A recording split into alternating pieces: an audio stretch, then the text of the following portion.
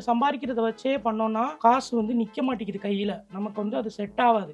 சைடுல வந்து ஒரு பிசினஸ் பண்ணாதான் ஷைன் பண்ண முடியும். இப்ப இருக்கக்கூடிய ஆக்டர்ஸ் எல்லாம் பாத்தீங்களா, அரவிந்த் சாமிலாம் 5 ஐடி கம்பெனி வச்சிருக்காரு. அந்த மாதிரி ஒவ்வொரு ஹீரோயின்லாம் வந்து காஸ்மெட்டிக் கம்பெனி ஆரம்பிச்சிட்டாங்க. இது மாதிரி நிறைய சைடு ஹோட்டல்லாம் வச்சிருக்காரு ஒரு ஆக்டர். அந்த மாதிரி நம்மளும் ஆரம்பிக்கணுங்க.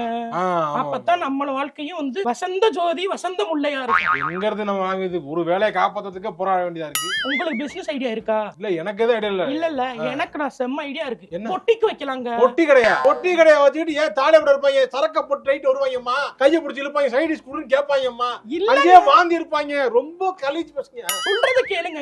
என்ன பொட்டி கடை இல்ல, பொட்டிக் மாரி படத்துல காஜல் அகர்வால் வச்சிருப்பாங்க பாத்திருக்கீங்களா? ஆமா, அந்த மாதிரி பொட்டிக் வச்சு அப்படியே டிஃபரெண்டா சேலைகளா வாங்கி விக்க போறேன் நான். அப்புறம் வந்து சுடிதாரு, அப்புறம் அந்த மாதிரி ஐட்டம்ஸ் எல்லாம் விக்க போறேன். நீதான் ஏதோ 2-3 பொட்டிகளை வாங்கி விட்டு நல்லா நிறுத்தி புலம்பிட்டு இருந்தா அப்ப நீ என்ன? அதனாலதான் நான் வச்சு நடத்த போறேன். நானே வாங்கி விக்கலான் இருக்கேன். திருப்பூர்ல இருந்து டைரக்டா ஒரு லிங்க் பிடிச்சு அவங்ககிட்ட இருந்து வாங்கி குடுக்கலான் இருக்கேன். ரேட் ரொம்ப சீப்பாங்க. அப்படியா? ஆமா, நான் பண்ண போறேன். பொட்டிக்கு வைக்க போறேன். பண்ணு பொட்டி.